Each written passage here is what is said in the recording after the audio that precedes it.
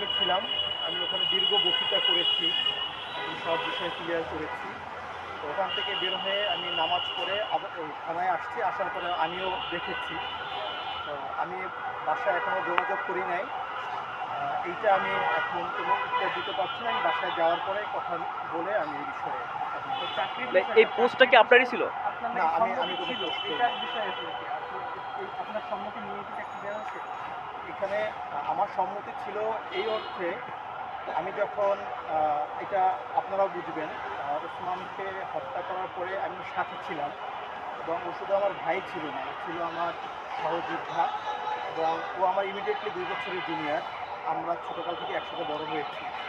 ওকে হত্যা, গুলি করার পর থেকে ঢাকা মেডিকেল, ওখান থেকে এবার কেয়ার থেকে এয়ার অ্যাম্বুলেন্সে করে সিঙ্গাপুর নেওয়া, পুরোটা সময় আমি সাথে ছিলাম।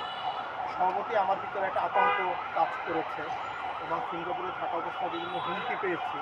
তো আমি দেশে এসে আমি সরকারের কাছে আবেদন করেছি যে আমি নিরাপত্তা আশঙ্কা করছি এবং দেশে এখন নির্বাচন চলে, সবাই মানুষের বিভিন্ন সব পুরো রাষ্ট্রের নির্বাচন কেন্দ্রিক ব্যস্ততা। আমি সরকারকে বলেছি যে আমি নিরাপত্তা চাই, আর বাংলাদেশে যদি নিরাপত্তা আশঙ্কা থাকে তাহলে আমাকে দেশের বাইরে কোথাও পাঠিয়ে দেওয়ার জন্য আমি অনুরোধ করেছি।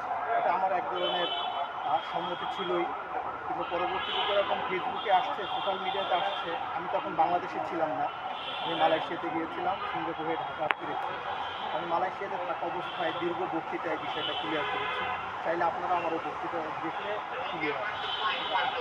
যেহেতু আপনি শুধু বাইরে চেয়েছেন, তবে চাকরি রিলেটেড চাকরি বাইরে যেতে চেয়েছি, বাইরে যেহেতু মানুষের থাকা খাওয়ার একটা ব্যবস্থা প্রয়োজন হয়, আমি নিরাপদ বাসস্থান চাই।